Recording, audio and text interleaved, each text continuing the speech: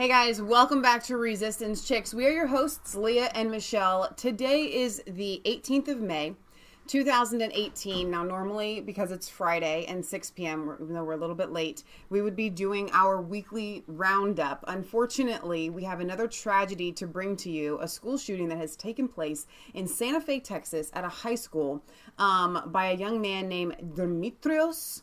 I don't even know how to say his last something. Apparently, he had some issues, and he was being picked on. It was roughly around 7:30, 8 o'clock this morning. Pulled the fire alarm. And he walks in with a trench coat. Yeah. So we're going to get into some details. Let me start off with some videos to kind of give you guys a feel of what's going on here. And then we're going to delve into maybe motive, the fact that he was known to be weird, and they all seem to be kids who were known to be weird. Right. The shooting suspect identified as 17-year-old Demetrios Pagortzis. Here's what we know right now. The Texas Governor Greg Abbott is saying that the shooting suspect was armed with a shotgun and a .38 caliber revolver, that neither of the weapons used legally were possessed by the shooter. In other words, he shouldn't have had them. It's believed they were owned by his father and may have been taken without his dad's knowledge. We are also learning that at least 2 other people are being questioned in connection with the shooting that has left at least 10 people dead and another 10 injured, including a police officer. So much to get into, so much we don't know. Welcome, everybody. I'm Neil Cavuto, and this is Your World. The latest now from Casey Stiegel on where they're going now. Casey. And Neil, the name of the suspect in custody, the 17-year-old, is the only name being released right now. You mentioned that police do have 2 others in custody. However, they are being classified as persons of interest at this point. Not clear if they are involved with this deadly shooting that happened here this morning, but they are being questioned by authorities. Let's give you a timeline here. Eyewitnesses say the gunfire erupted in the middle of first period at Santa Fe High School. Eyewitnesses say the fire alarm went off. Now, it's not clear if the shooter may have activated the fire alarm to draw people out and make them targets, or if somebody pulled it to alert the emergency and get students and faculty evacuated quickly. Police, as we said, have identified the suspect as this kid, 17-year-old Demetrios Pagortzis. He is in custody. Investigators say he had 2 weapons with him. Both belonged to his father, and both were acquired legally. Police also say Pagortzis had planted explosive devices like Molotov cocktails and pipe bombs, not only around the school itself, but they've located some explosive material in his car and possibly at homes connected to the suspect as well. Homes connected to the suspect is very interesting. They're going to need to get a search warrant, but because he's a juvenile, because he's 17, they're going to need to get a search warrant for his parents, which makes it a little bit more sticky. So I'm going to play this clip here. When you say homes interesting, what you are referring to, for those of you that may have missed that, is that he probably comes from a broken family. You know, most of us only have one home, unless you come from a broken family. Texas, that is a Houston Fox affiliate. What have you learned, Ivory? Well, Neil, you know, it was between 7:30 and 8 a.m. that the shooter, we are told by law enforcement, walked into that school and opened fire just as that first period of classes was beginning. Well, we talked to a high schooler who passed that boy in the halls just before he opened fire. He described the boy's outfit, that long military-type trench coat, military-type boots, and the T-shirt saying "Born to Kill." Now, the boy we talked to and a couple other kids we talked to said he wore that trench coat every day to school, but it was the first time they had seen him wearing the T-shirt with that chilling message on it. A check of the alleged shooter's Facebook page shows that one of the most recent photos he posted was a picture of that shirt saying that he customized this saying on it, "Born to Kill." Now, we talked to some of the kids who knew the alleged shooter. They described him as a quiet boy, but not at all a hateful boy. We talked to one fellow classmate who said he was on the junior varsity football team and that the coaches and fellow students would pick on him. In fact, the student told us that the coaches... Just stop right there for a second. You want to stop school shootings? Every single school shooter that I know of has some sort of issues with the people there. Cruz was picked on at school. Mm-hmm. They picked on him since 6th grade. There was some footage that had said that there were students here that said that the coaches and other students would often pick on this young man. She just said that. No, for how he smelled. We're getting to that. I'm just saying, this is not... Chris Holman went live earlier about this. He has family that... I am so angry right now. ...is down in Texas. And when he was talking about it, he said, listen... Kids that would treat each other the way that kids do in school, in high school today, is psychotic. Oh, it is psychotic. He said, I don't know what happens to them. Maybe when they turn 22, 23, they're not as psychotic anymore. And that's true. I think maybe being in a dose of real world. No. It's like the building. It's the Lord of the Flies. Exactly. It's when it's so true. We raise animals, right? Exactly. So if you give them more space... They're not going to pick on each other, but if the more you tighten the space, the more you confine them, the more you starve them of exercise, they go cray-cray. They do. So, yes, it's the shooter's fault for shooting. Yes. But we always have to look at motive. Mm-hmm. And you can drive someone insane. Yes. And we all know in school that one kid that was picked on, or two kids, or a handful of kids, that were picked on, and you can push them to a point where if they don't have Jesus and they don't have God and they don't have a way to get that anger out or pain out, this is what leads. Here's the thing: school creates school shootings. You want to stop school shootings? Creates school shootings. Stop schools. Schools create school I'm calling shooters. for a ban on all schools. I am too, man. Schools, literally, the environment, it's like that pressure that builds up. We don't see school shootings every school, right? Mm-hmm. But in the right circumstances, it's like a tornado, right? We don't see tornadoes everywhere. Yeah. But when you have the right circumstances mixed together, you literally can create a violent person who will go and shoot people. Yes. I'm going to play that again. The coaches and the other players would pick on him. And do you know why it's the coaches? Because in society, we have created... so a lot of times coaches are our age or older, right? But they don't... people they're in their 60s are retiring. Anybody kind of beyond that or before that or whatever is immature of mind. Oh, sure. Because they were raised in this same godless environment. Exactly. So we have these 12-year-old coaches. Right. Not every single one of them, but but this was a perfect storm. Exactly. This was a perfect storm that created a school shooting. Mm-hmm. And I hope those coaches are on their knees praying to God, saying, I'm sorry I helped create this shooter. Yes. A fellow classmate who said he was on the junior varsity football team and that the coaches and fellow students would pick on him. In fact, the student told us that the coaches would even talk about the way that this alleged shooter smelt right in front of him, picking on him in that way. Now, these students never suspected violence. Of course, it is later on that we are now learning of the journaling he was doing about killing others and himself, and that he used apparently his father's weapons to do so. Neil? Amazing. All right. So there are people who are inherently evil. But children are children, they're being formed, right? Exactly. So your mind can be trained up to do things. Like we look at Palestine, right? Those kids were formed to be killers and to grow up and to fight like that. Yes. Okay? Your brain is literally forming. In Africa, you can train kids to become killers. And so there's this perfect storm of loss and sometimes it's violence. Music, like the Columbine kids. The Columbine kids were picked on. Right. And there's just this perfect storm. And so we always have to look at the why. We still don't know why with Stephen Paddock, right? With the terror attack. With the Las Vegas shooting, she means. Yeah. With the terror attack, we know the ideology because it's a mindset that leads people to kill. Yeah. Right? It's an ideology. It's a thought process. It's somebody that pushes somebody over the edge. Right? A lot of Muslims are killing infidels because of what's going on in Afghanistan or Syria. So they're being pushed in that direction. Right. Doesn't mean you just forgive and forget. No. But if you don't identify what leads somebody to... Here's the thing. There is there's a bridge between suicide and suicide and killing other people. Murder suicide, right?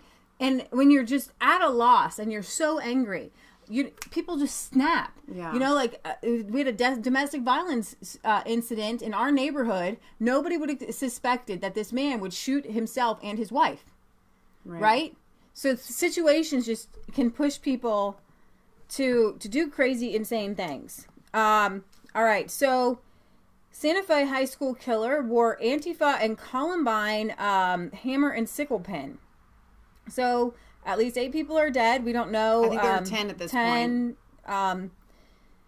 Here, Demetrius had a Facebook page. It's already been deleted.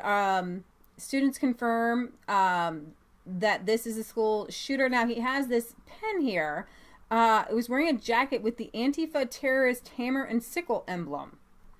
So there it is, the Antifa stars that are sold on Amazon. And Mike Cernovich was reporting on that. I don't know. Let's see. What news today? School shooting. Very sad. That's day. A long one, so it is a very sad day. Okay, so Cassandra Fairbanks from the Gateway Pundit. I love her on Twitter, by the way. She's so awesome. Noted that the killer's pin was also worn at Columbine. Here she is, and then so here's the Columbine with the hammer and sickle. So the whole communist Antifa mindset that goes back all the way to the late 90s. So that's La Resistance is saying that it was 10 students and 1 teacher, that we have gone up again in the number, which is incredibly, incredibly tragic. Yes. So here's the video I was telling you about trying to get the search warrant. We're just getting some breaking news information about the shooter. We are able to report that the name of the Santa Fe high school shooter in custody is Demetrios Pagortiz. This is according to law enforcement. Date of birth October 12th, 2000, which officially does, as authorities say, make him 17 years old. And he does reside here in Santa Fe, Texas. What do you make? Well, the juvenile part is really going to come into play here with respect to the expediency that law enforcement can get a search warrant. If being a juvenile, and if he's living in the custody of his parents, that means that it's not his location they need to get a search warrant on, it's going to be his parents. And a search warrant has to be very specific. You can't just say, I want to search the entire home. You have to search it for certain things. They have to be very specific in that. So if it's the entire home they're going for and not just his room, it's going to take a little bit longer, but they'll get it. Oh, we're just getting some breaking news. So there's obviously some diaries. Let's see. In an afternoon press conference, I'm going to bring to you Texas Governor Greg Abbott revealed more details. The shooter used a sawed-off shotgun and a .38 revolver. I believe that we're now probably going to see everyone just banning all guns, because it was the AR-15. Now it's shotguns and .38. And so that's really interesting, by the way, that it is a conspiracy theory world, shotgun. I don't know, because it wasn't an AR-15. I don't know that it fits the leftist false flag narrative that we often see. Like, I kind of feel like there was something up with Cruz in Florida, and I don't know that I'm not getting that same feeling here. I just get the like feeling the Columbine kid, exactly, like a kid that really was just picked on, and then like Chris Holman was talking about in his video earlier. I say homeschool, pull your kids out. That's the answer. Stop schools, you'll stop school shootings. But he did address in there are ways that, and we talked about this during the Marjorie Stoneman Douglas shooting in Parkland. But there are ways that you can keep people from getting into the schools with weapons. Right. All right. Those are the measures that need to be taken in the interim while the system gets fixed. Right. So, he was picked on by the school's coaches, and he wore a trench coat to school every day, even in 90-degree weather. And so here's the thing. That's not normal. When you have odd behavior, you're not allowed to profile people anymore. You know what I mean? Exactly. But I do. If I see somebody weird, my radar goes up. No, but I knew these kids, okay, in high school. I don't know You kind of did a little bit, but I did specifically. I knew some of them, and you did. I befriended everybody, so I was the type of person. If I saw the weird kids, I sought them out because I wanted to be their friend, because I kind of wanted to minister to them. It didn't work out so well. I kind of just got drugged down, but that was my intentions anyway. But you can peg these people, and you know they are not okay. Right. They are not sound-minded. They do not have good things going on in their lives. Right. Exactly. And if somebody had sat down with this kid, here's the thing. If anyone had sat down at night and like talked to, like our mom, like if things were going bad, like she talked to us every night. Right. Talk to your kids. Talk to your kids. That's what I would tell parents. It's like you want to blame the schools. Mm-hmm. You want to blame guns.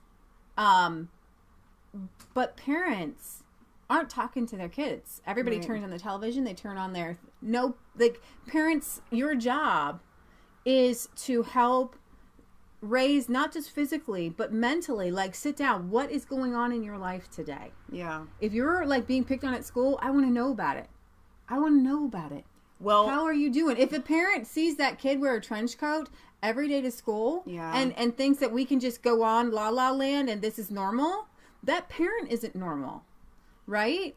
I guess I just have a bit of a slightly different of opinion, and not really, but it's bringing me another thought to my brain, I guess I should say. You're saying if your kid is doing this, then you should sit down with your kid, make sure you're talking with your kids. From personal experience, I know that if I was going through something, and my mom was really open with us, if there were things that I wanted to keep from my mom because of the public school atmosphere, I was just going to keep them from her. It wasn't until I was homeschooled that, being away from that Lord of the Flies atmosphere, that my mom was really able to draw more out of me. So if your child is in public school, pain and doing bad things. No, I still think that I still think that my point is, if your child is in public school, you can talk to them, and you should. And you probably will get somewhere, but never for a second think that you know everything that's going on in that child's life, because as soon as they walk through the door of the public school, the government owns them and their minds. Right. And they will keep stuff from you. Right. But I'm saying, honestly, honest to God, if this parent had to know there's something cray-cray with their kid, all right? And any loving parent can draw out that kind of pain. Yeah. Hey, what's going on in your life? Tell me. What's going on? I love you. You look like things aren't going so well. Like, a parent that's involved, that's like talking, even public school kids, the parent can talk and tell you what, what's going on. They can't fix it. They might not be able to fix it. But they should have known. So, the suspect is in custody, after killing 10 people and wounding a dozen. So CNN shared a screenshot of the shooter's Facebook page before it was taken down. So I'm going to see if I can make that. I love how they do these things, and I can't make them bigger. So I'm going to try to get some of those pictures. Let's see. He was, were you in Zero Hedge for that? Yeah.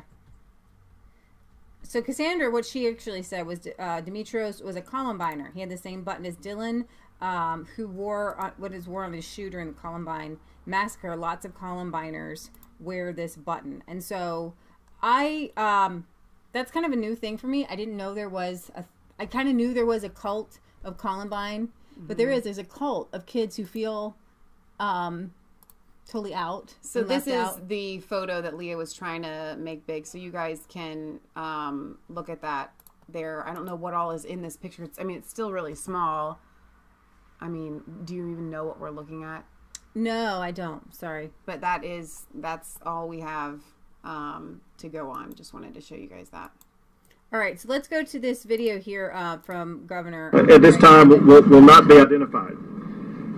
As you probably have heard, the weapons used in this attack, there are two weapons.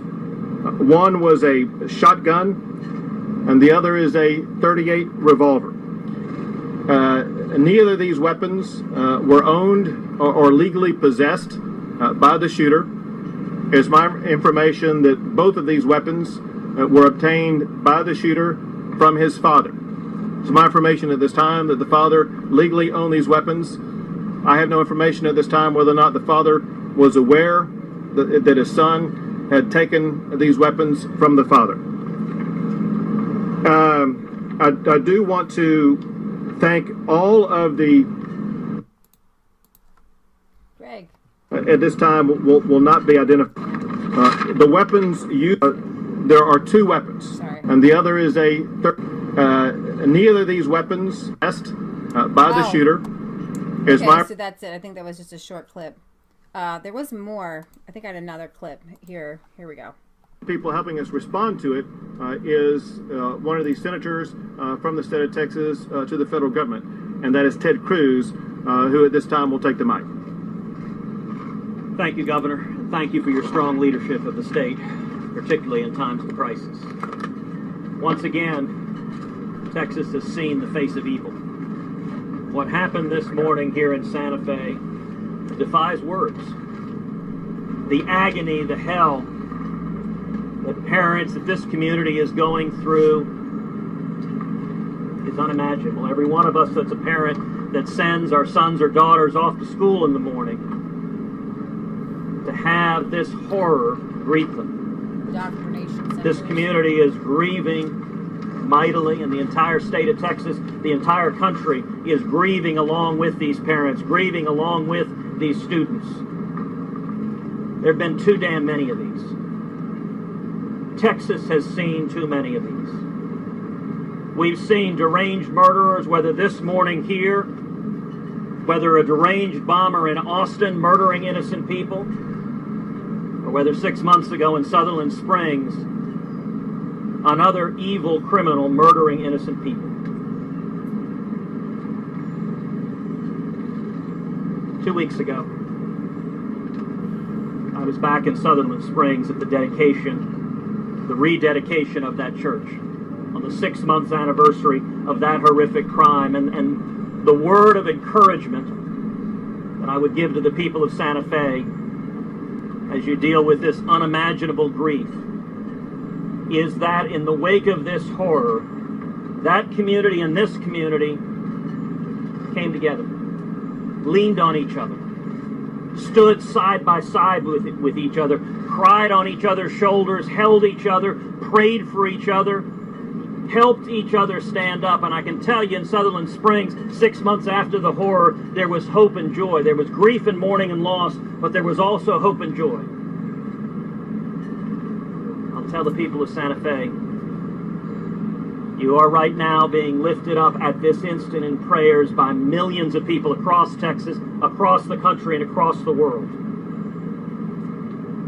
And in the public policy arena, we need to be doing everything humanly possible to stop this from ever happening again. To stop violent criminals. To stop them from getting firearms. To stop them from getting access to schools. To incarcerate them when they try to illegally purchase firearms. In the days ahead, we'll discover more about this particular shooter. About what red flags, what warning signs there may have been or there may not have been. And I'm sure we'll have a robust conversation about what more could have been done to prevent this horrible atrocity. Robust. It's going to be pretty. But Texas, as a state, will make it through this. This community, Santa Fe, will make it through this, leaning on each other, praying for each other, standing with each other. We will make it through this. And we thank the incredible heroes that we saw today, those in law enforcement that rushed into harm's way, teachers, students. We know that we are going to hear the bravery that manifested in the face of evil. Bravery that we know was done, at least in some instances, at great cost and great sacrifice, including the sacrifice of people's own lives. And so we celebrate that bravery, that courage. At the same time, we grieve the horror of this mass murder. This is really sad, guys. It's So Stacy says, another senseless act of evil by a crazed, insane individual. These are all satanic and inspired by an antichrist spirit that seeks to kill, steal, and destroy. Amen. Jesus is the answer. Laws do not stop evil. So here is, amen, Stacy. Here is custom T-shirt. That's his post, and 2 people put angry heads on it. It's Born to Kill. And duster, hammer and sickle equal rebellion. Rising sun equals kamikaze tactics. Iron cross is bravery. Baphomet equals evil. This was his Facebook post, and I wish I had gotten to it before, but somebody had pointed out here, and I was watching Alex Jones earlier today as well, and had heard this. Like, it is satanic. It is definitely a devil worship type. His trench coat, the kamikaze tactics, okay, so here's the thing.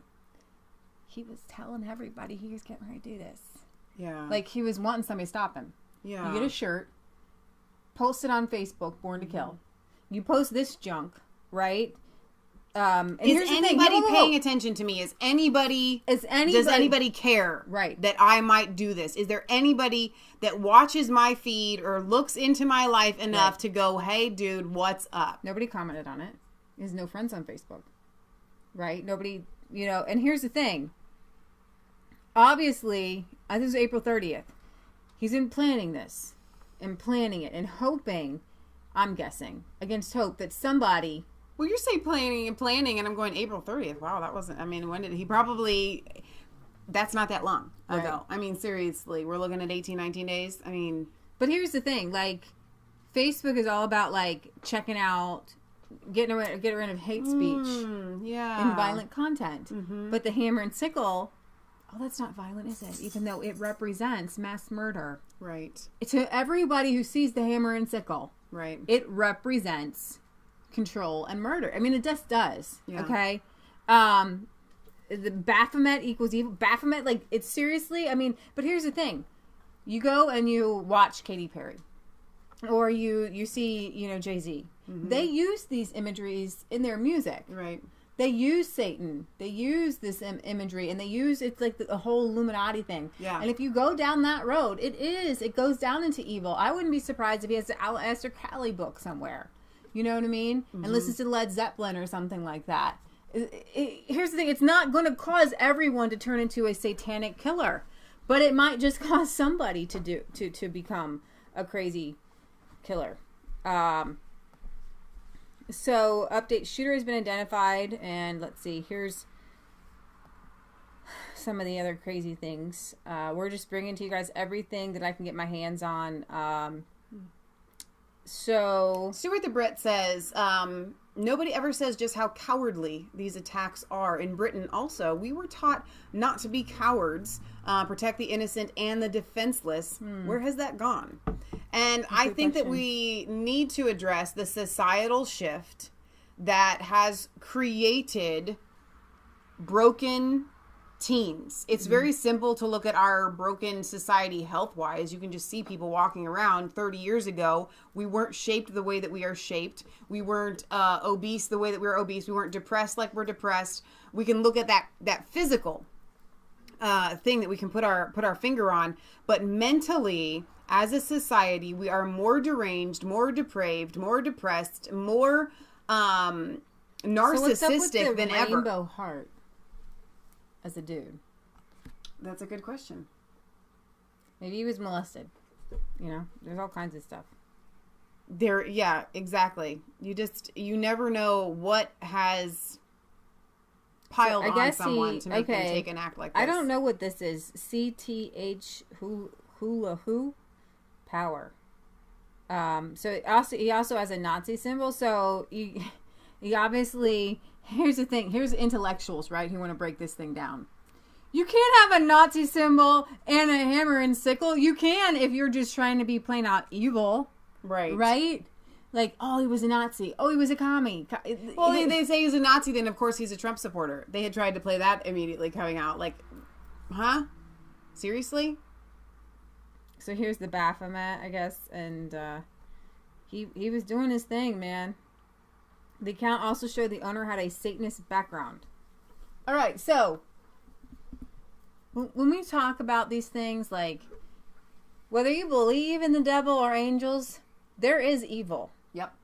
And evil is represented by the devil. Right. By Baphomet, by these satanic imagery things. That's how, like, it's a manifestation of evil. That's what I'm trying to say. Right. I know it's satanic. And it's just a symbol that gets people to, it's like playing with a Ouija board. It, like, opens up this world. But here's the thing. It's like, so Chris says he probably just wore that stuff for shock value.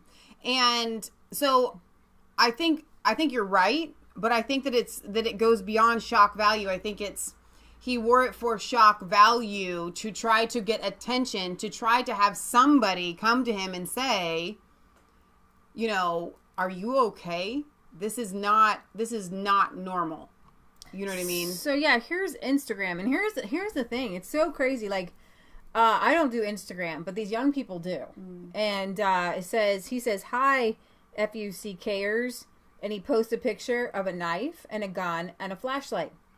Parents, are you monitoring? I mean, it's his full name. Are you monitoring? And this is a thing. And who are these people that are going back and forth? Oh, with hi, him? Mark. No, Well, don't read it. You can't read it because it gets weird. I guess someone has read the Turner Diaries. Don't read it out loud, or you'll end up not happy with what you're saying. Well, I think it's important to know what was going on. And I don't know if maybe those are, new. Yeah, these are new comments. So we posted this. An image of a squished frog. Okay. That's nice. Why do they kill animals? They do that. They seem to kill animals first. Because and I will tell you exactly why. Yeah. Well, I'm going to tell our viewers. You may know why. They may not know why. Taking a life, even a very small life, okay, besides a bug, is a difficult thing to do. The first time I ever killed a mole or a snake in the yard, it was difficult. You saw blood on the shovel and you cried. I cried after killing a mole once. Yeah. Okay, killing the chickens, butchering the hogs. When I hit that deer and I had to put it out of its misery because I had my knife on me, it was a very difficult thing to do. You have to overcome something in your mind. And so in order for these kids, like we see with Cruz, who was killing animals, you have to be able to taking any kind of life is hard. It's not easy to do. So that's why I think you see a lot of times these kids it's kind of like a challenge in their mind. Can I do this? And then they do it. And then it feeds them like a drug. And then they have to keep progressing.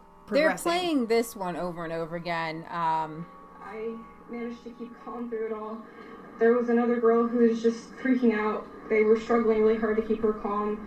It was really scary. Was there a part of you that was like, this isn't real, this would not happen in my school? No, there wasn't. Why so? It's been happening everywhere. I've always kind of felt like eventually it was going to happen here too.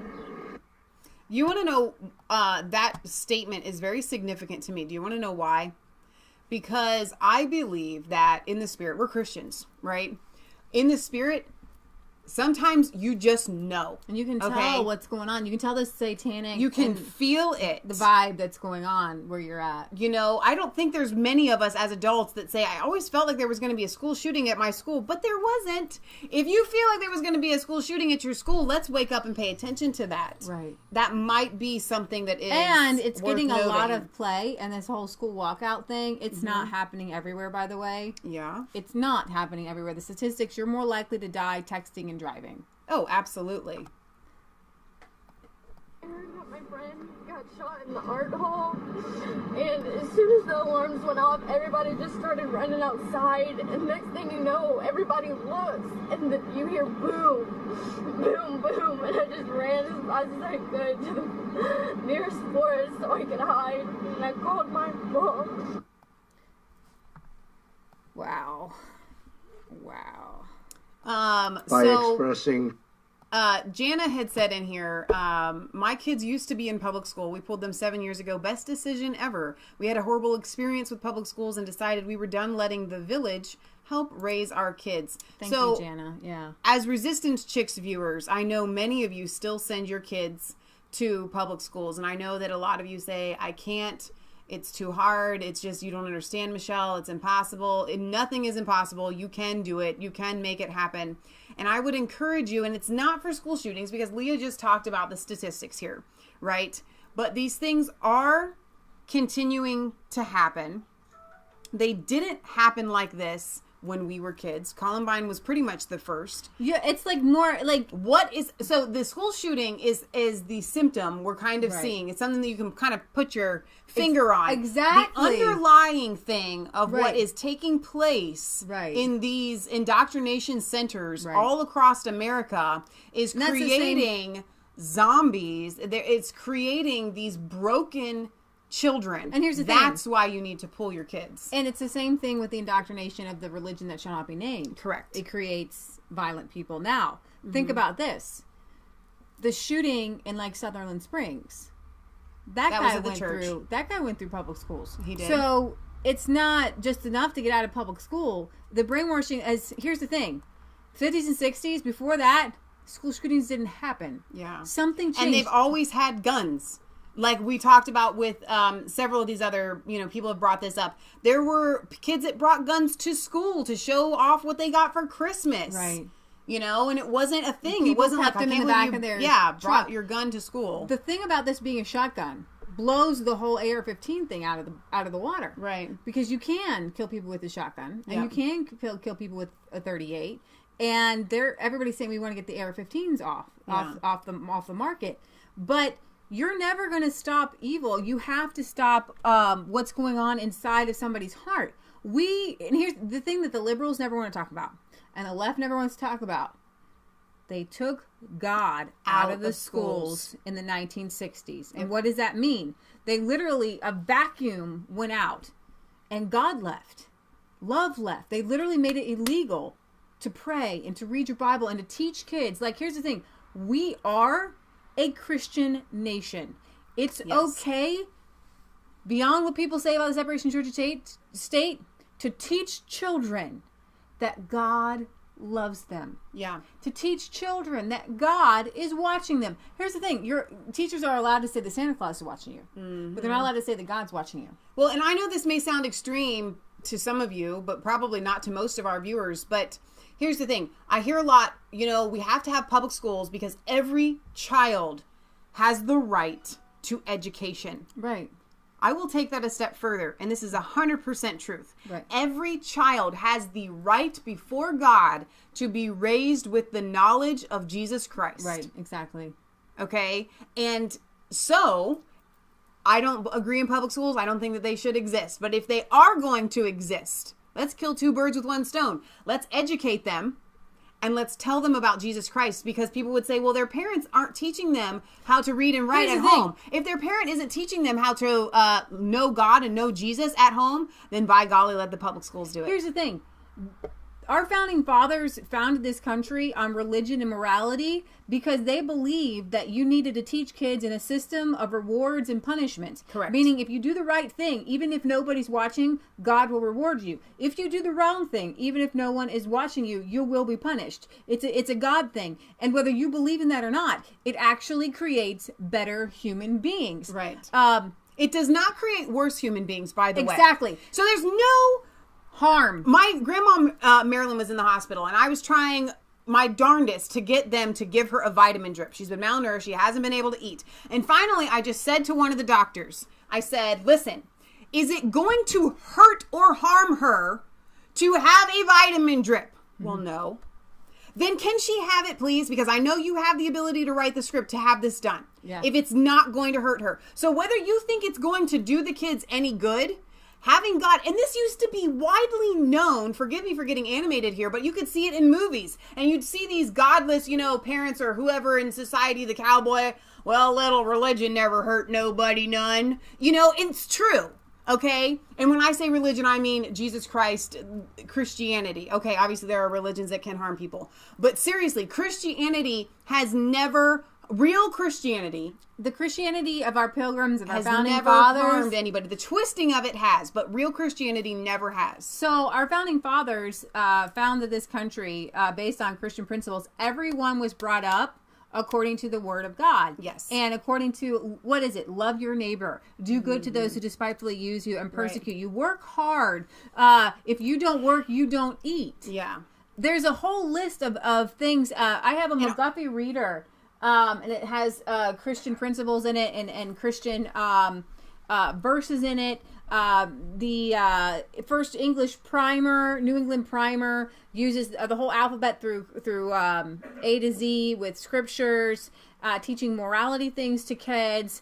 The Bible is clear. If you train up a child in the way they should go, when they're old, they won't depart from it. Okay?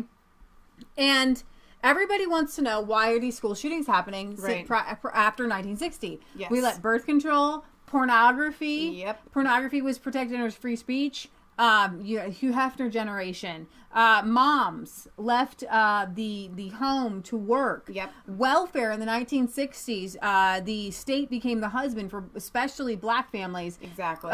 Punishing women who married, taking away their benefits. They got stuck on the benefits, then saying if you got married, then we're going to take you off your benefits. So women didn't get married. It rose 72% in the black community. Single parent, single motherhood did. And so you have a whole myriad of things that creates a perfect storm.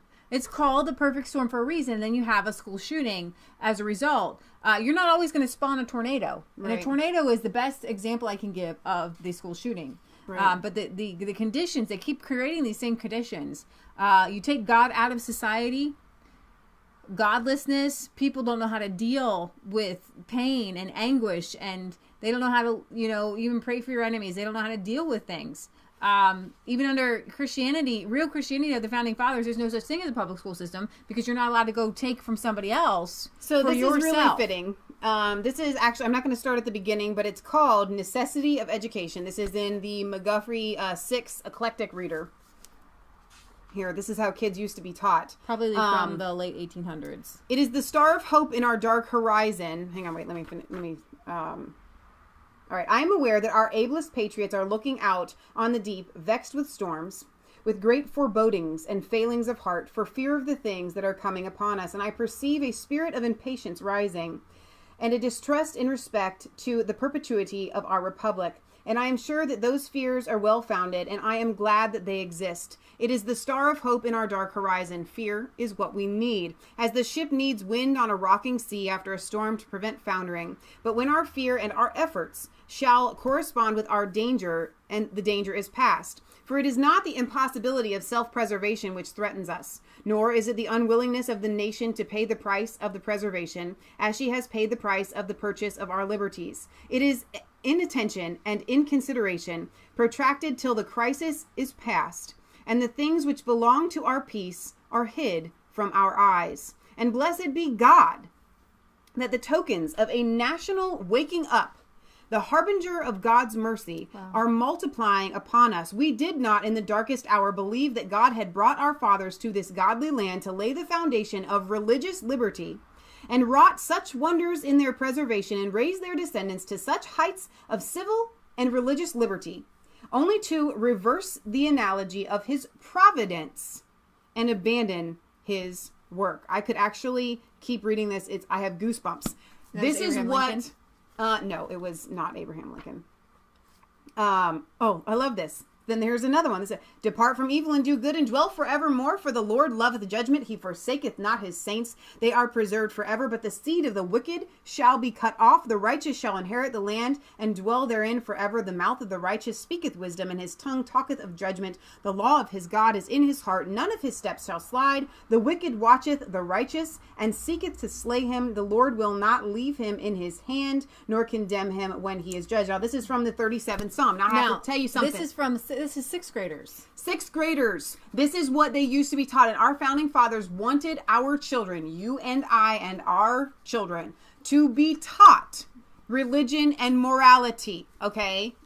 The fact that is taken out of our schools is why we have school shootings. This is from 1879 and then reprinted in 1896. It's a revision of the McGuffey Reader.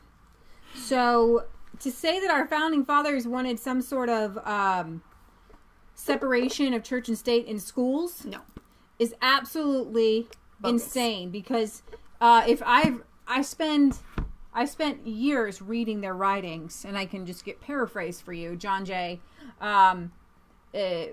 he said that I would rather have the principles, and not now, of Muhammad trained upon the children than to have them grow up wholly devoid of religion. And we can see how far that would go, because they knew how insane Islam was even then. Let me take one more comment and then we can go to the president. You Are One of Us says, separation of church and state means that the state can't make laws against the church. Bibles can't be prevented from being on school grounds. They lie to you and you let them. Yeah, and the biblical foundation should be embraced. And when biblical foundation is embraced, you create a whole society, whole people. They work hard. How do you think the greatest generation was the greatest generation of hard workers and people who sacrificed and prayed and got together? Is that still in our? It's not in our bathroom. That picture of the prayer, the what you call it, Norman Rockwell photo. This kind of gives I love that you don't know where things are in our house. It was in the bathroom forever. So this kind of gives an idea. This is a Norman Rockwell from the Saturday Evening Post in November 24th, 1951, with a little grandmother praying and these two kind of looking on, and a little kid praying. That was the essence, kind of like the 50s and 60s when God was literally being ripped out by communists, literal communists. The Bolshevik Revolution happened here in America. They wanted to destroy the family, take God out, because then you control people and things like that. So let's... So we have answers to this school shooting. You can fix it. Easy. Just bring God back. It's so easy to fix, but they don't want to, because then they have to look at themselves and look at their own sin, and they don't want to.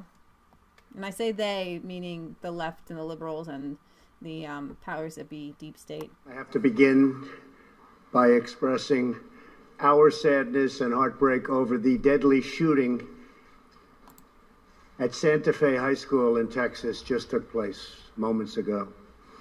We're closely monitoring the situation, and federal authorities are coordinating with local officials. This has been going on too long in our country, too many years, too many decades now. We grieve for the terrible loss of life and send our support and love to everyone affected by this absolutely horrific attack. To the students, families, teachers, and personnel at Santa Fe High, we're with you in this tragic hour, and we will be with you forever. My administration is determined to do everything in our power to protect our students, secure our schools, and to keep weapons out of the hands of those who pose a threat to themselves and to others. Everyone must work together at every level of government to keep our children safe. May God heal the injured, and may God comfort the wounded, and may God be with the victims and with the victims' families.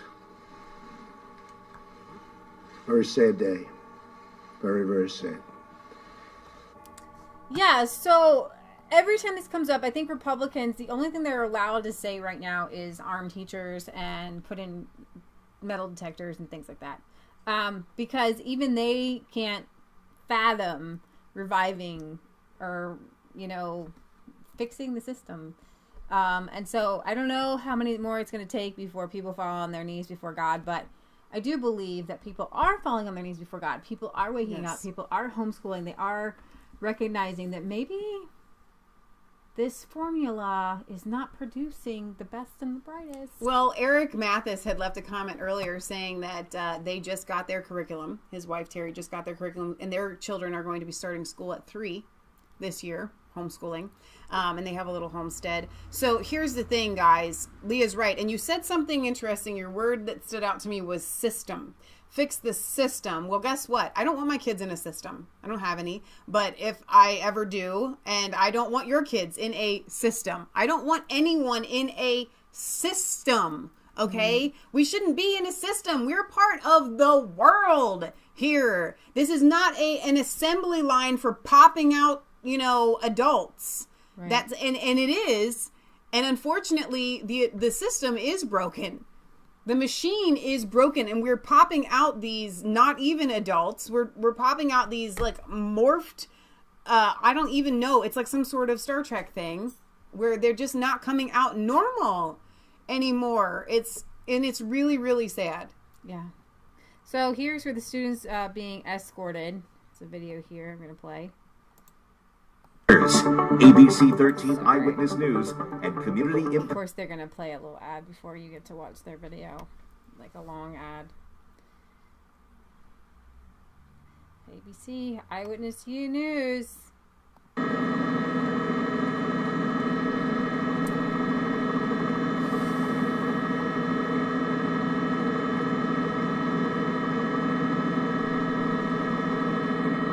Yeah, I'm sorry, go ahead.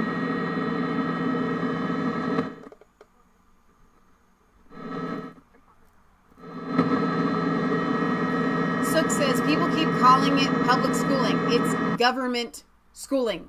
That's exactly what it is. Well said, Brian. Yeah. So ABC was live here. See if they're still, looks like they're not still live. So I was going to bring you them. I was going to see who might give us some live updates. I don't know if Fox is covering it right now or not. So we'll see. They're on air now. Take his own life earlier. But in the run-up to the shooting, there were few, if any, alarm bells indicating Demetrius Pagorchis posed a fatal threat. His social media accounts did include things like pictures of guns, an interest in gun groups, a Nazi symbol, and a Born to Kill t-shirt that might look ominous in hindsight. Did he just say little to none? That seemed pretty intense to me. It did seem intense. But there were no apparent threats, vendettas, or signs of mental instability, though some classmates say he may have been bullied. Watch.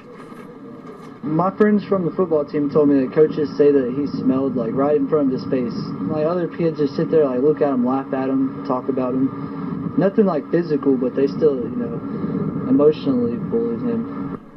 Isn't that neat that kid would say it like that? Yeah, emotional. But Pagorchis had good grades, played junior varsity football his freshman year, and danced for his Greek Orthodox church, and had no history of behavioral problems or trouble with the law. Contrast that with alleged Parkland, Florida shooter Nicholas Cruz, who in the 5 years prior to the attack at Marjorie Stoneman Douglas High had 58 disciplinary actions, including violations that should have resulted in jail time. So Demetrius Pagorchis certainly didn't display the ticking time bomb qualities we usually associate with school shooters, but then again, the investigation is early and the most troubling signs might be yet to come. Melissa. Trace Gallagher, thank you. I think the signs that are there My are next pretty guest, troubling. unfortunately, knows all too well what the families of these victims are going through right now. Andrew Pollock's daughter, Meadow, was killed in the Parkland, Florida mass shooting at Stoneman Douglas High School on February 14th, and he joins me now. Thank you for taking the time to be with us tonight. What was going through your mind when you saw this today? Well, my heart sank to my stomach when I found out, when the text messages started to come in. And you know what? As the day went on, I'm getting angrier and angrier how this happened again. Like, how many kids in this country are going to let get murdered in a school? Like, when is enough? When is enough kids going to get shot in a school where we actually set up a perimeter with entry points and metal detectors? Yeah.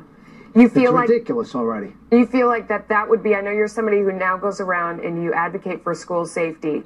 Is the perimeter at the top of your list of things that you think we need? Well, listen, this is our society, what it's dealt to us. So we need to have single point entries, and there needs to be metal detectors. Look, you can't get on a plane with your shoes on. You got to take your shoes off to get on a plane. You can't get in a courthouse. You can't go into a football stadium. Right. So why is it acceptable to keep letting our kids get shot in a school? It's pretty simple. We need metal detectors at our schools, and that'll solve the problem. Our kids shouldn't go to school and feel that they're not safe, and our teachers too. We got to fix it, and that's what we need to do, that we could do this week. Yeah. A lot of parents at home watching this feel like it's a situation that's out of control, and they're frustrated the same way you are about nothing getting done. Help them take some action. What should they do if they go to their kids' school on Monday? What questions should they ask? What should they look for to try and keep their kids safe? It's a first step to go to that school. What should they look for? They should go there and see how easy it is to get into school in the morning. Could anybody walk in? How many entry points are there? Do they have a school resource officer? This school in Texas, there could have been a lot more fatalities. I think they had 2 SRO officers at that school. So you got to look at the school, go back an hour later, make sure the gates are locked. Get involved with your school boards. Yeah. Also, people ask me, I just want to make a point. What could you say to these families that lost their children? There's nothing that anyone could say to a parent that lost a kid in a school shooting that's going to make them feel better. I just want the world to know that we have to take it serious, and enough's enough with letting our kids get shot. They're never going to be the same, these people, and it angers me that these parents now are going to feel like I do. And believe me, it's not fun. I haven't felt any better since February 14th. It's 90 days later, and I feel the same pain as the 14th. So there's nothing now these parents' lives are changed forever. I know that you're suing a number of people, including Nicholas Cruz's parents, for wrongful death, or mother, pardon me, for wrongful death. And in this case, this was, as we're hearing in early reports, the gun belonged to the shooter's parents, may not have been locked up. We're still looking at these details. But what do you think about that? And do you think that in some cases, some of the parents need to be held responsible? I think that they should really look into it. And being a responsible gun owner, you need to have your guns locked up. You can't have them where a minor has accessibility to be able to go get your gun. So I'm all for that. I think the parents should be held responsible. You'll see some things change if you start holding people accountable. And they should look into that, because I really think that they should have had those guns locked up. There are and it goes beyond that. How does he walks into a school with a shotgun? You can't walk into the courthouse. So why is it acceptable that this kid took a shotgun and walked into a school and shot these kids? It's enough. I keep getting angry as I think about this, and I look at the pictures. While I'm waiting to get interviewed, I'm looking at pictures of my daughter, and I'm saying, now there's 10 more families that have to live like I do.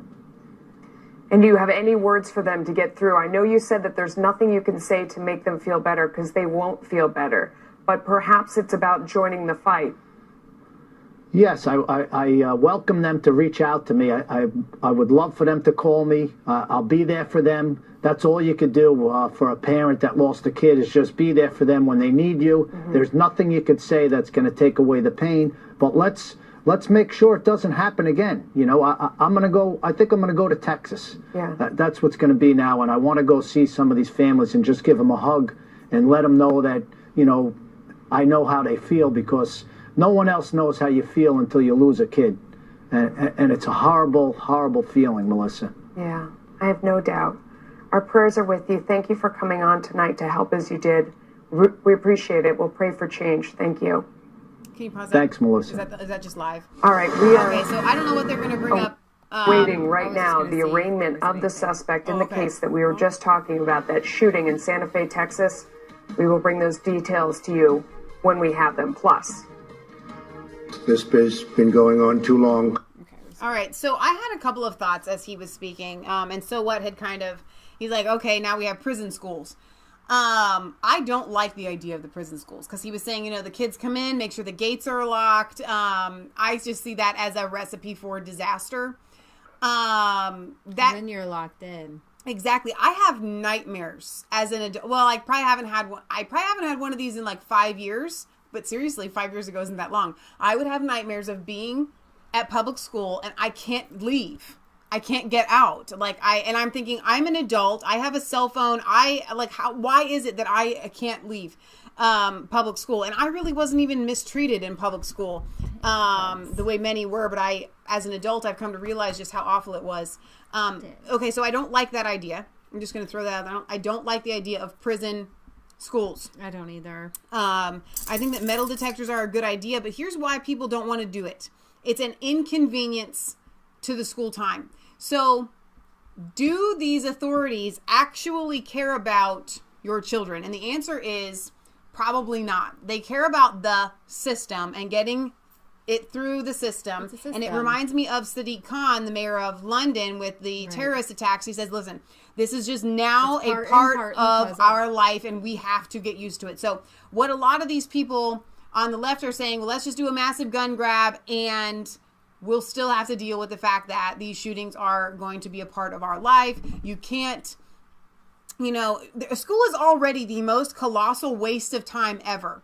So I can see how metal detectors and sending each student in one by one, adding an extra at least half an hour to the school, would add, it is more waste of time. When Lee and I were homeschooled, we could get our entire day's worth of work done in like 3 hours, 2 hours. Okay, there is so much time that is wasted in the public school system. They're daycare centers. They need to start calling them daycare centers. Yeah, because so many parents are like, oh, I can't wait for school to start. My kid is driving me crazy. Well, you shouldn't have had your kid if they're going to drive you so much crazy that you have to send them to public school. Right.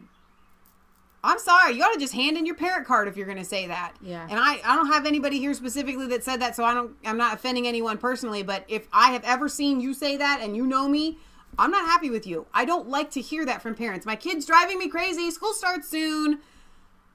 Seriously? Do you know how many people out there that want to have children, that want to spend time with their children? So many moms that cry every day because they have to work because they can't afford to be at home with their children. If you don't want to spend time with your kids and be the parent that it requires 18 years of hands-on work, not just for 4 hours in the evening after soccer practice or whatever, then you shouldn't have had kids. Yeah, the parents have handed off their responsibility to. But it's not just a responsibility; it's a gift from the Lord. The Bible teaches us that children are a blessing. Right. Okay, and they're not just a blessing if you have a farm and then you have extra farm hands. They literally are a blessing into your life. If you don't, and I'm going to preach here for a second while you figure out what else you want to cover. And I say this to people all the time that think they're a good person and they're going to go to heaven and they kind of believe in God or whatever. If you don't want to worship and praise God for all of eternity, then you don't want to go to heaven and you probably will not. All right? If you do not want to spend as much time as you possibly can with the very short period of time that you are given the privilege to raise your children until they are 18. If you do not want that, if you do not crave that, if you do not want to be around your children, then you have a problem. And you don't love your kids the way that you should do. I'm not going to say you don't love your kids. I'm sure you love your kids. But you don't love your kids the way it is natural to love them. You got problems like mental issues. Okay? And maybe society has messed up your kid and that's why you don't want to be around your kid. Maybe you messed up your kid and that's why you don't want to be around your kid. But the way you fix it is by getting before God and spending hands-on time with your children. That is the answer. Sorry. Yeah, so at this point it's real difficult. You have everybody on the left saying, with the NRA, we will not rest, we will not relent until we end this evil in our time and make our schools safe again. You're not going to make them safe, honestly. Brian says, when I hear coworkers complaining about their wives and children, I tell them, I wish I had your problems. Mm-hmm. Well said, Brian. Look, you played the clip spread 3 months ago. President Trump basically said the identical same thing as he said to... Oh, here we go. Oh, here, this is the arraignment. Okay, so this is the arraignment of...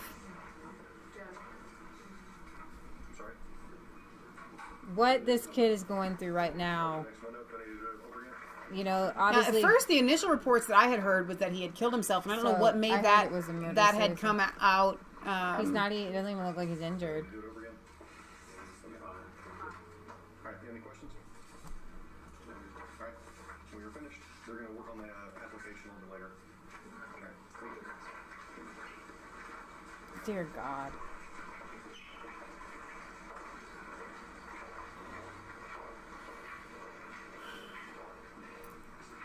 Honestly, I do feel for this child. I do too.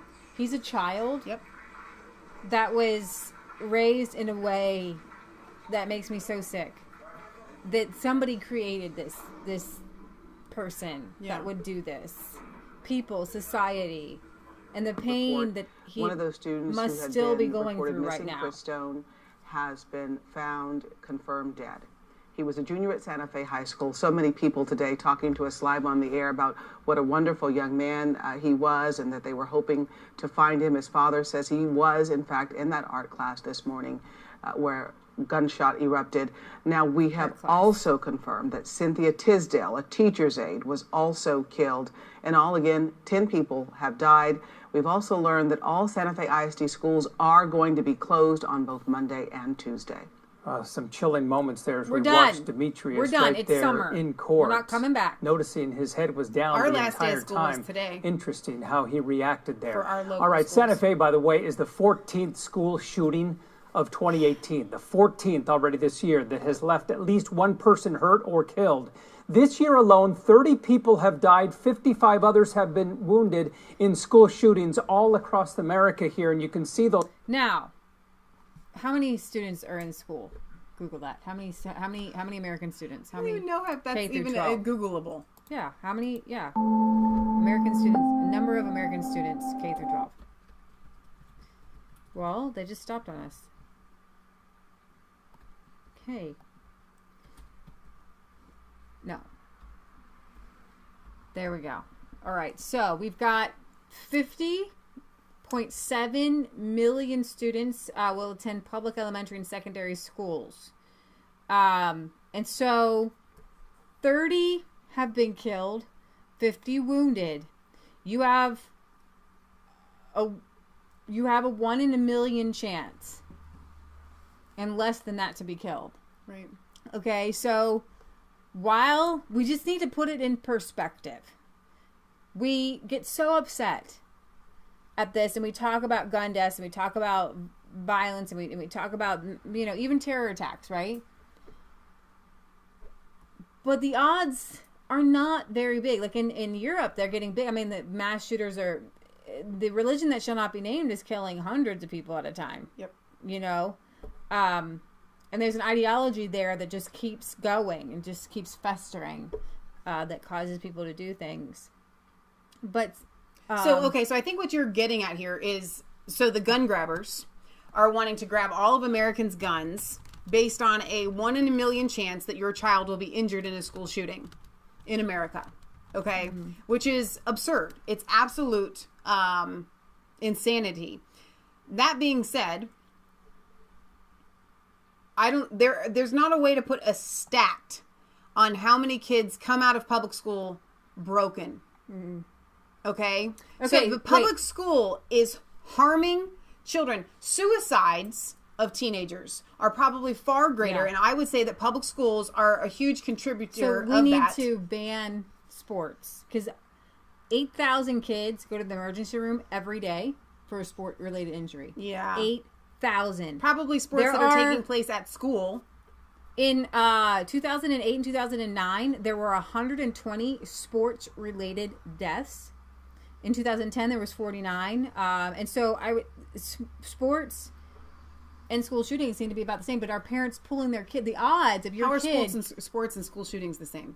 They're not. But you just said they just seem to be about the same. The sports are far more... No, you mean in deaths? Because injuries, 8,000 injuries is pretty huge. 8,000, yeah, I was thinking about deaths, but injuries is 8,000 is huge. So, every day. So are parents going to pull their kids out of sports because you have a better chance being injured or killed? We had a very dear friend that died playing soccer, just hit her head, boom, dead. Yeah. And those are the odds of getting shot and killed. Yeah. But you definitely have more of an odd of your child being injured in a sport. But my so I wanted to put those out there to get people thinking. Yeah. So I want to put up a barrier. I want to do this, but it's enough. When is enough, right? But I was kind of, my point, and I'm glad that you made that point, but what I was trying to say is, what we're looking at here is we are seeing a society that is breaking little human after little human after little human and shoving them into society.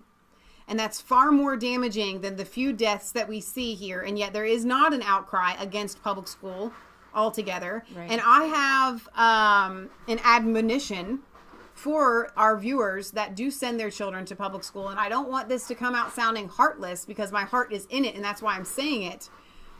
But every single time you as a parent send your child to be in the care of another person, whatever happens to your child while they are there is your responsibility. Right. They are always your responsibility. So while my heart breaks for the families of these victims, it was their responsibility to know that their child is in a place that is safe and that no one is going to harm them, body, soul, or mind. And every time you send your kid to public school, you don't know. You can't have a guarantee. So when you stand before God, God's not going to take I don't know what happened. They were at school and this happened. God's going to say, you let them go there? You sent your child to this place. I entrusted you with this gift. I didn't entrust you to send this gift somewhere else. I entrusted you with this gift. And you guys need to take that home really heavily. And it's an unfortunate fact. It's just true. Your child is your responsibility. They're waking hours. So at this point, guys, I have brought you everything. I've given you all the answers that I have. I don't have anything else. It's sad. It's really sad, and I'm sorry. And we could rehash Columbine, and we could rehash these things. Well, and you could go into details.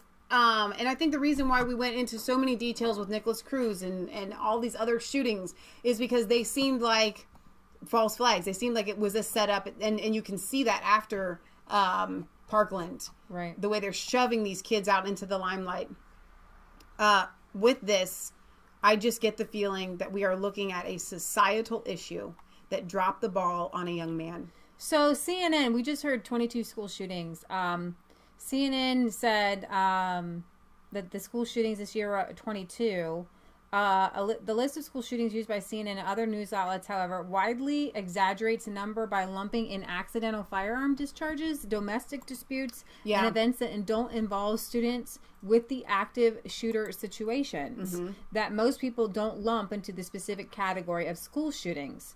The CNN list includes one shooting incident in Alabama where one person was injured at an on-campus apartment building. So then all of a sudden it's school shooting. Another shooting at Savannah State University in Georgia is counted despite the fact the two people involved were not even students. Many media outlets also pull their numbers from Every Town for Gun Safety, a nonprofit gun control advocacy. All right, Patriot Gallery. So, since Lee and I are preaching about parents and we are not, let's hear from one. Well, now that you berated everybody, it's really not their fault, parents. It's not your fault. I had to struggle for years, back and forth from public school to homeschool. I knew to homeschool children.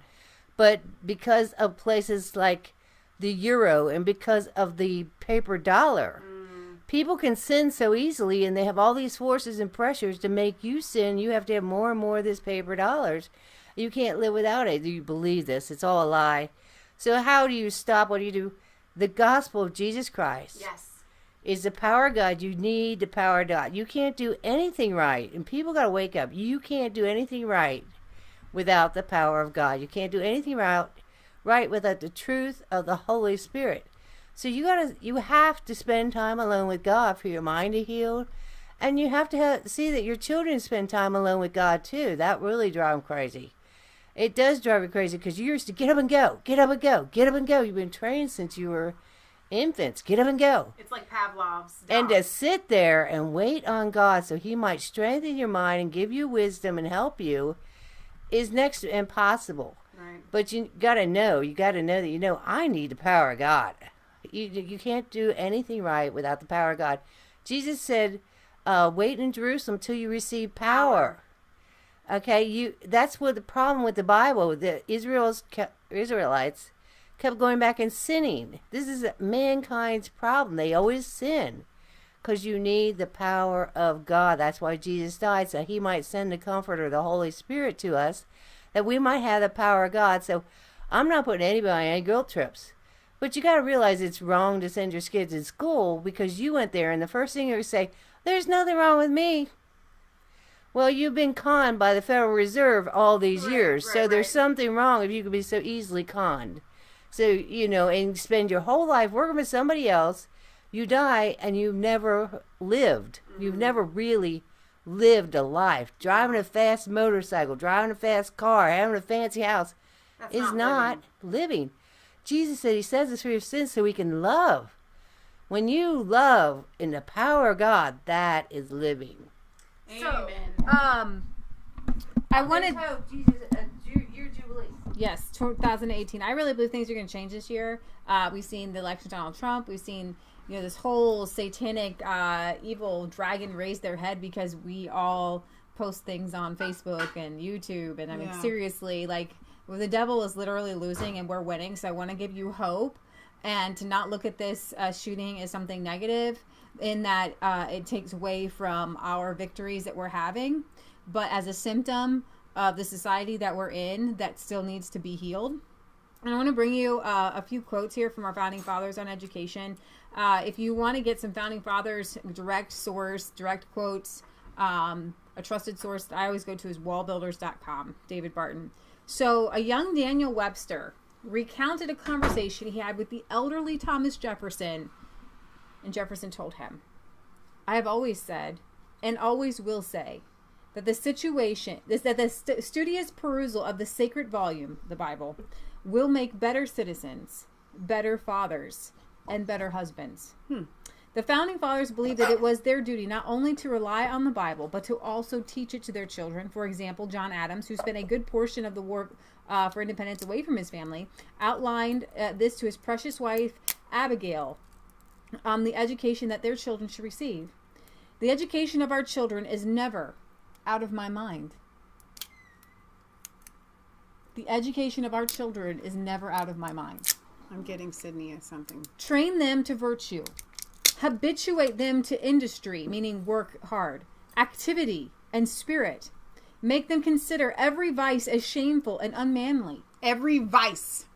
And unmanly. I like that. Every vice is shameful and unmanly. Porn is unmanly. Porn is very Fire unmanly. them with the ambition to be useful. Make them disdain to be destitute of any useful or ornamental knowledge or accomplishment. Can you pause that for 1 second?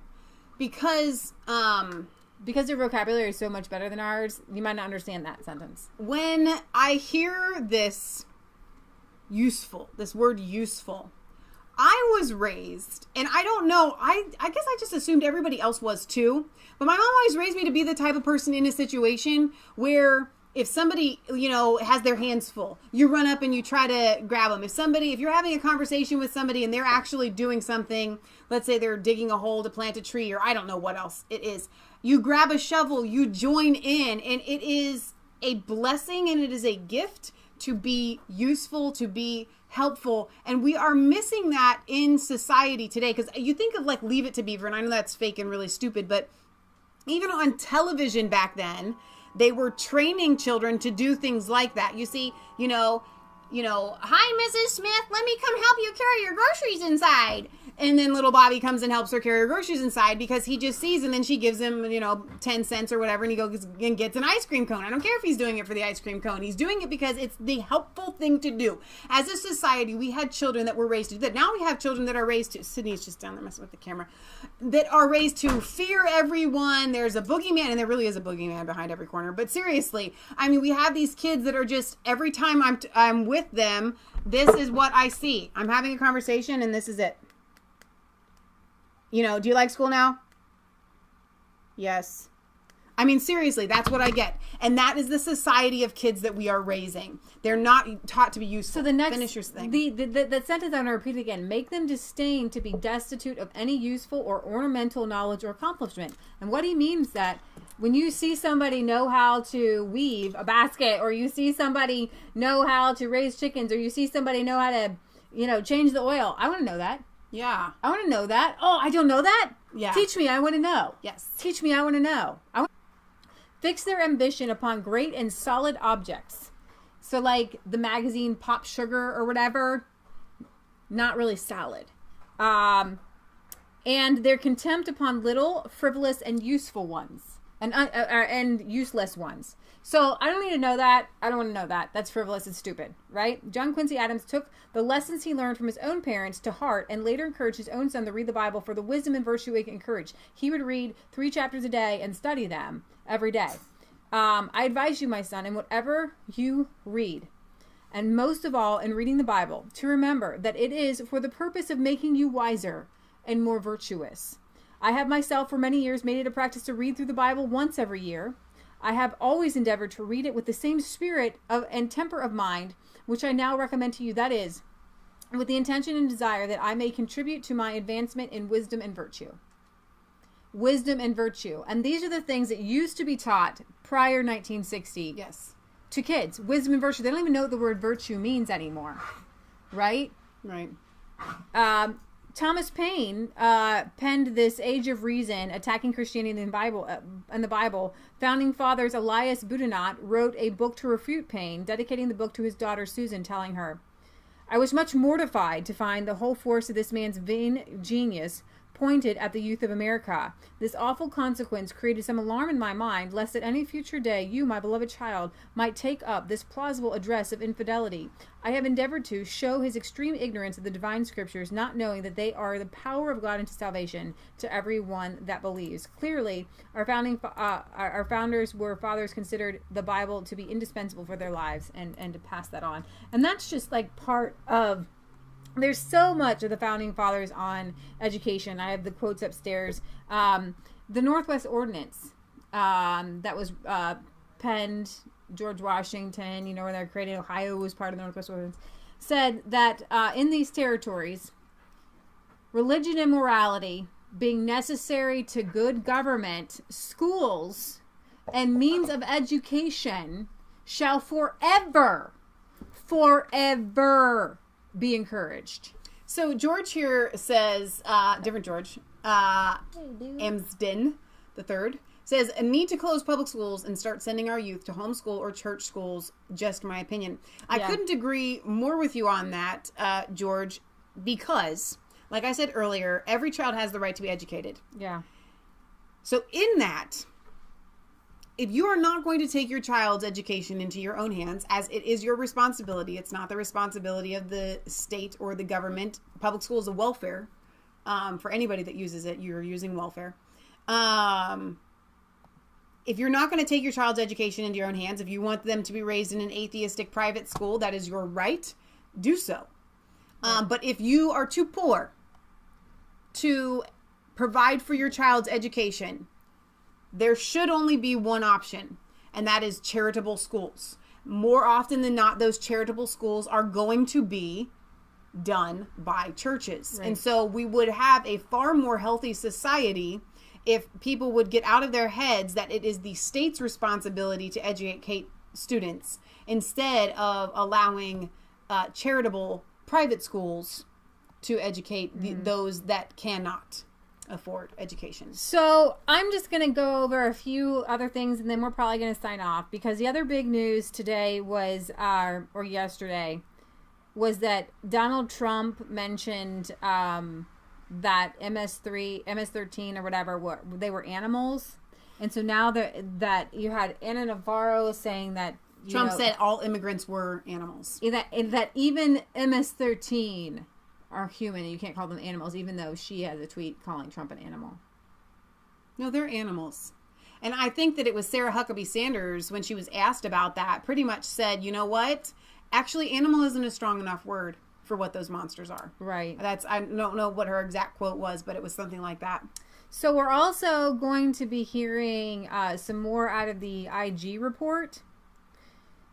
And Tucker Carlson had on, let's see if I can find this clip.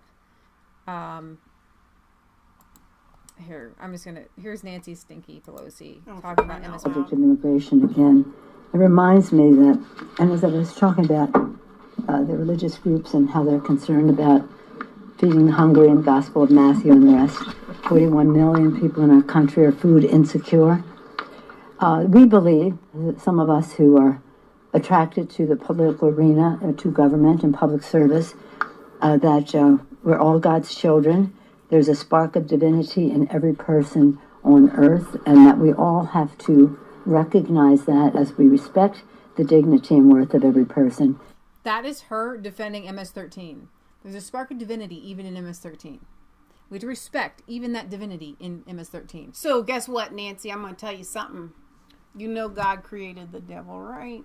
So it could equally be said that there's a spark of divinity in the devil. Here's the no, you're wrong, lady. You're not only cray, you're wrong. 2018 Democrat platform. We're raising taxes. Your tax returns are crumbs. MS-13 are people too. Hamas is innocent. Law-abiding gun owners are terrorists and ban guns. So that's pretty much what they're going to be running on. And my buddy. See, I want to do a whole show on this. Our buddy we Thomas were going to do our weekly roundup, and then there was a shooting. He is putting forth a bill either today, I think today or next week, maybe yesterday, today. Let's see if there's a new one. Should the federal government arrest you for transporting raw milk between two states in which raw milk is legal? I think not. We will likely be voting on my raw milk amendment to the farm bill today or tomorrow, which was yesterday and today. So we drink raw milk. It's good for you, good gut bacteria. You can make butter, yogurt, all kinds of good things. It literally can heal your body of a multitude of health issues. Thank you to the 72 Republicans and 7 Democrats who voted for food freedom today. Oh, yeah, I have good news. I need to make a whole video on this myself. We do need to make a whole video on this. So this is what we do every Tuesday. See these jars? We pick up raw milk from an Amish milk drop. You have to be part of a herd share in Ohio. So we technically own a part of the cow. That's the only way to legally get around this. We had somebody come here to buy piglets today. And she is thinking of starting her own little herd share and asked us to be part of it and go actually milk the cow once a week. I told her I'm down with that, man. I love the cream. You make whipped cream. You make the butter. You make the cheese. You drink the milk. I put milk in everything. You make buttermilk. It's just like for those of you that are not aware, homogenization in milk creates free radicals in your body. It is one of the absolute worst things that you can drink. So guess what? When it says milk does a body good, if you're drinking pasteurized, homogenized milk, it is doing your body bad harm. And stop drinking it. When you take the cream off of it and you drink just skim milk, your body doesn't digest it well. So a lot of people that are lactose intolerant, it is because they are no longer getting the proper fats that the raw milk helps your body to digest the lactose in milk. Enough with this pasteurization without representation, protested Representative Thomas Massey, the Kentucky Republican, wants to make it easier for small-scale farmers to sell raw milk. His outrage spilled onto the House floor. Massey, who has also tried to make it easier for small-scale farmers to sell beef, pork, and lamb, got a chance Friday to change federal law he considers too oppressive when it comes to what the Americans eat and drink. His bid failed. 79 to 331. These are your representatives that are insane. He knew Big Milk was opposed, the lactose lobby he charged. What's funny is that the liberals wouldn't vote for it. The lefty liberals who are all about like the environment. Oh yeah, green, whatever. They're not for the environment. The next time a lefty politician says that they're for the environment, they lie. They all lie. They're such liars. So he said he knew Big Milk was opposed to it. The lactose lobby he charged is very intolerant of freedom. The dairy industry hailed the plan's defeat, saying it would have led to an increased risk of foodborne illnesses. But I will give you some facts. There are more people who get sick from homogenized, pasteurized milk because the good bacteria in raw milk actually can kill things. Whereas you pasteurize it, it's done. It just grows bad bacteria. Not only that, but the reason why we have pasteurization and homogenization in our milks today is still the practice is still carried out right now, but it is such that the conditions of the milk are so unsanitary that they have to pasteurize it. There's pus and blood in it. You're drinking pus, blood, all kind of nasty, disgusting things, but it's okay because we're going to pasteurize it. All his bill wanted, see, it's legal in all the states, from what I understand. All he wanted in the bill was so that you could transport your legal raw milk to another state. That's it. And these representatives are so insane that they couldn't even vote for that. He said, due to its increasing popularity, however, more than 24 states now allow the sale of raw or unpasteurized milk. Massey's plan would have allowed the trade of unpasteurized milk or milk products between the states where distribution is already legal. What's the deal? He suggests this would prevent situations such as the armed 2010 raid of a Pennsylvania farm by FDA agents looking for raw milk products. What crime could they possibly be going after? Thomas Massey asked. Is it a human trafficking ring or is it a drug bust? No, they're after an Amish farmer selling raw milk straight from the cow. Fellow lawmakers were not convinced there are any benefits to bypassing pasteurization. He likened it to drinking water out of the hoof print in dirt.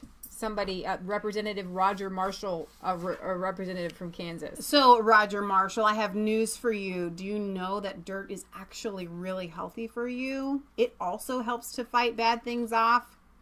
So, you could drink from the Massey did get backing from a dairy state lawmaker, Representative Glenn Grothman from Wisconsin, who said there are a number of raw milk enthusiasts in his district. Chiropractors, nurses, veterinarians are the ones who feel strongly about drinking raw milk. The healthy people with fit bodies, they're the ones drinking the raw milk.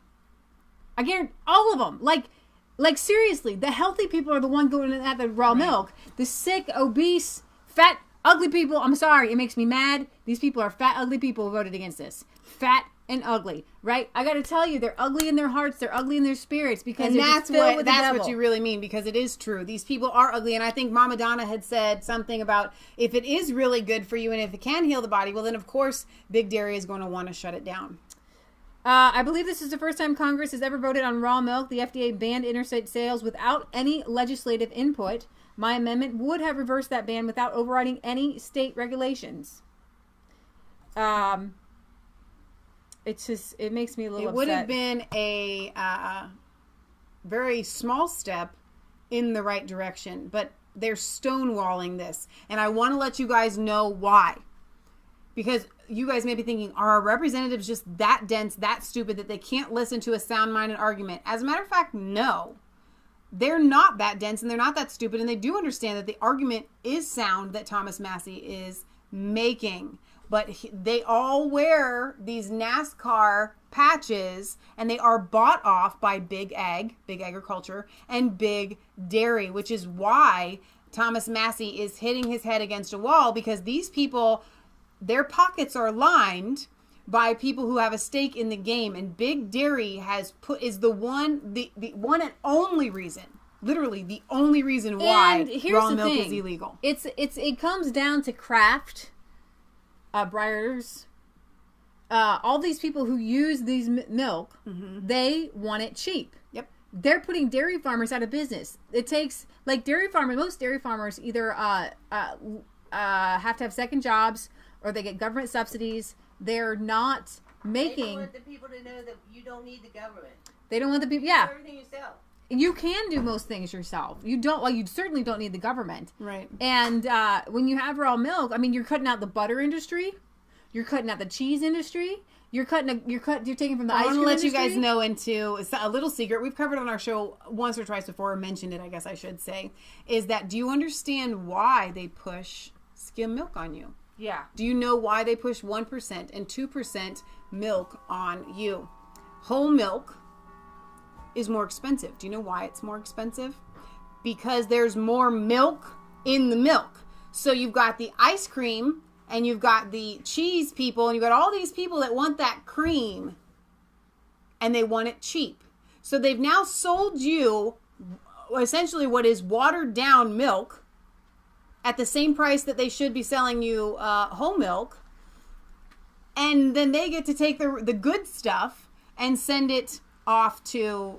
So this is the raw milk we drink. And because it takes a lot of milk to make this cheese, and we're so used to eating cheese. It's like cold. This is awesome. From the raw milk cheese. This is baby Swiss cheese. It's so good. I gotta tell you, I get it for way cheaper than you can get it at the store even, and it's better than the store cheese. And I get Colby and baby Swiss from them, and they have like 6 kinds. And like I said, it's cheaper than at the store. And when we have excess milk, Leah will make our own soft cheeses. They're the same price as the store. It's cheaper than raw milk cheese. Hard cheese is expensive to make because it takes a lot to make that. You can make soft cheese out of you make yogurts for us and sour creams and things like that when we have extra. Cream cheeses, a lot of cream cheeses. A lot of cream cheese. Soft cheeses. So we're going to end on that. I'm glad that Thomas Massey was actually able to get this put forth. In summer of 2015, we were at the Farm and Consumer Legal Defense Fund conference, and we got to hear from Thomas Massey, and he said he was going to put this forth, and he said he had bipartisan support. It was supposed to be bipartisan, but you can be bipartisan on an issue, but still bought off by, and that's where that's what it boils down to. The right and the left are all bought off by big dairy, okay, by big ag and all these other such things, and that's why the support can be bipartisan, because it's somebody that's not owned by big ag. Stuart the Brit had a question. Michelle, how long does raw milk keep for? I'm gonna blow your mind, son. It just keeps. Now, if you want to keep drinking it as milk, you may not like the way that it tastes, but you can consume. We could leave this raw milk out in this jug, and we could just let it sit there for a few days, and then what will happen is you will see a separation, and you'll have on the bottom the whey, curds and whey, and you'll have the curds on top. Okay, and that's when you're talking about the curds and the whey. You can create cottage cheese out of that. It just turns into something else, like a butterfly, at which point you can still consume the whey, you can still consume the curds, and so it just kind of goes on to a new metamorphosis of something that you can actually consume. In Europe, they leave their eggs out. It's actually not legal, from what I understand, to refrigerate eggs, because once you refrigerate them, then they get wet and they lose their precious coating.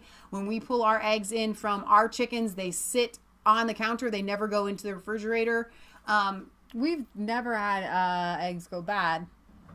Well, because we eat them fast enough. But they'll last at least 3 weeks. I don't know how long it is. A couple months, sometimes. Yeah. Depending on the temperature. And so, seriously, God's things don't go bad. Don't go bad. Now, like honey will last you forever. Wheat berries. They found cheese, like 1,000-year-old cheese, in bogs at the bottom of a lake, and it was still edible. Like, now, I wasn't gonna eat it. I'm gonna eat it. It was still edible. Like, you could eat it and not get sick. Right, but I'm not gonna do that. Me neither. You still need to check on that ham out in the tent, Leah. I'm scared too. I have to make a video on it. We salted one of our own hams and left it outside to cure. The Amish do this, and Leah's been too scared to check on it. I'm gonna look at it and then I'm gonna toss it because I'm just scared of it. We're still learning these things. In I think if it had cured under, like, right above freezing the whole time, but we had a couple warm days. Yeah. So I don't know. We'll see. There are things that will blow your mind about. A lot of people say, I could never go back to before electricity. Ice houses aside, there are ways to preserve food without refrigeration. Fermenting vegetables is one way. Sauerkraut, making kimchi, things like that. And all these things are so good for you. They are so good. So why are we so sick as a society? Why are these children sick? I'm going to tell y'all something. I'm going to tell you right now. Because somebody had left this comment in here about vaccines and stuff. In all honesty, I can't hold a single person after 1990 solely responsible for a crazed act. Because when the vaccine schedule quadrupled or whatever it was in 1990, these people have been given mind-altering. Right. So what happens while we're talking about the cheese is a lot of times when we see the vaccine reaction of a child that goes crazy, they have a reaction, they go to the doctor pumps them full of antibiotics, which is ridiculous. If they're having a reaction to a vaccine, antibiotics is not going to help a single thing, but this is what they do. They pump them full of these antibiotics, kill the gut bacteria, and it's crucial during a child's developing infant through toddler stage to have that healthy balance of gut bacteria. We know this with our piglets as well. And if they don't get it, it literally alters the brain. And that's why we see so much ADD, Tourette's, what's the other one I'm thinking of? Autism. Autism. It's because of that gut bacteria zappage. It's one reason. It's crazy how much it affects the mind. So many people, even in today, that don't have a healthy gut bacteria. Y'all need to read Dr. Axe, A-X-E, apostrophe S, his book, Eat Dirt. Okay? Because we have IBS, irritable bowel syndrome, rampant in our society today because people's guts are so messed up, and it leads to a multitude of things that you would never even think could be related. Arthritis, you name it. So, all right, we've preached enough. I'm really sorry. So don't Today's a forget tragic to like, day. comment, and subscribe to Mass Faith Theory and Resistance Sticks. Ring the bell for notifications. Find us on Facebook. Follow us on Twitter. Remember, it's not just a conspiracy theory if it's the truth. We love you guys. God loves you. We're praying for the victims. 107 45150. Milford, Ohio. Kelly is going to come sometime.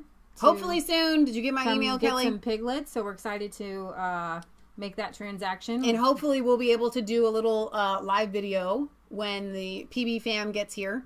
So that'll be fun. You guys can look forward to that. But I think we should close in prayer. Yes. Dear Heavenly Father, we come before you this day of tragedy when these families down in Texas, not only of the victims, but just students and people that knew the people involved in this horrific incident, are mourning today, Father God. And we lift up their hearts to you because there is nothing that anyone can say or do that can heal or make these people feel better, but you can, Father God. And I just pray that you give hope to people that are feeling like this is a hopeless situation when we talk about these things and we feel like there's nothing that we can do to make it better. You are the God that created the universe, that spoke life into existence, that perpetuates life even today. And so we know that there is nothing too hard for you. And I just pray that you rise up Christians all over this world as warriors that can help bring about the change that needs to happen. And I pray that you draw men unto you and you comfort them and give them wisdom to know how to change this world and to deal in situations and to say the things that need to be said. And may we keep silent no longer and speak out your gospel and your truth that is the only way to bring righteousness back to this earth. In Jesus' name we pray. Amen. Amen. And so hopefully sometime in the next few days we'll probably sing our We Will Not Be Found in Last Place song. I think probably not today. No. But we're praying for the families, and you should too.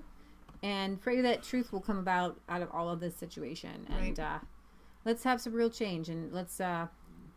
And we'll see you guys back here on Sunday at 1 for our European and UK show. And so maybe we might hit a little bit American news that we missed because we didn't get to do it for our weekly roundup today. We'll see. All right, you guys. God bless.